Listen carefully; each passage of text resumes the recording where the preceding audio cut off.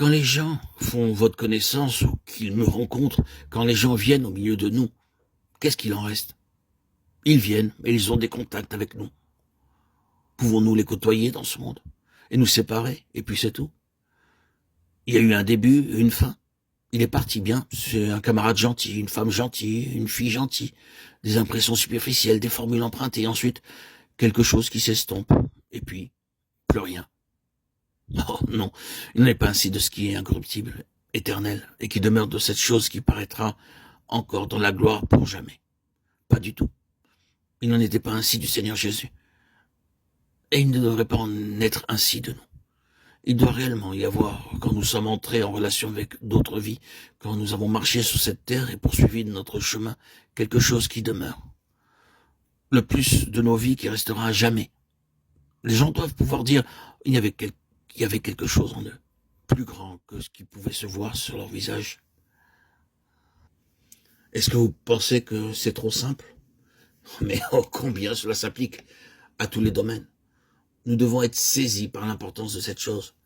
Quand nous quittons une personne ou quand nous l'avons contactée, quelle a été l'impression? Il se peut que certains ne soient pas capables de le définir, ni qu'ils s'arrêtent pour y réfléchir, mais d'autres en seront conscients. Ils seront saisis par le fait qu'au-delà d'une simple rencontre, ils ont été en relation avec quelque chose d'autre. Et c'est justement ce quelque chose de plus qui est le terrain de l'activité du Seigneur dans les vies. Il sait où il y a des gens qui cherchent une chose que le monde ne peut pas donner, quelque chose de plus que ce qu'ils ont. Ils sont déçus, ils ont faim, ils peuvent avoir été de manière étrange, selon la pensée du Seigneur, conduits selon un dessein spécifique à rencontrer un vase élu devant lui pour porter son nom.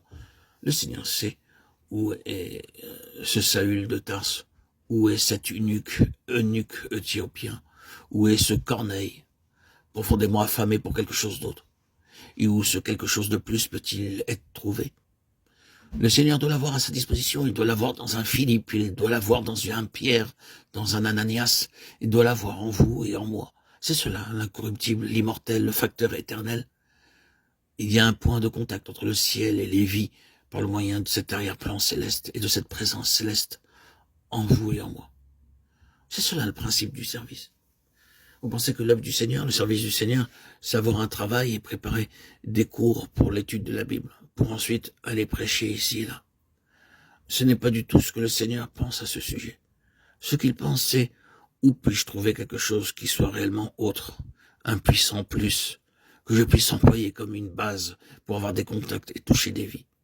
C'est cela l'évangélisation, c'est cela l'extension du royaume. Si vous aimez employer ces expressions, il y aura alors quelque chose dont le Seigneur pourra se servir pour avoir son point de contact.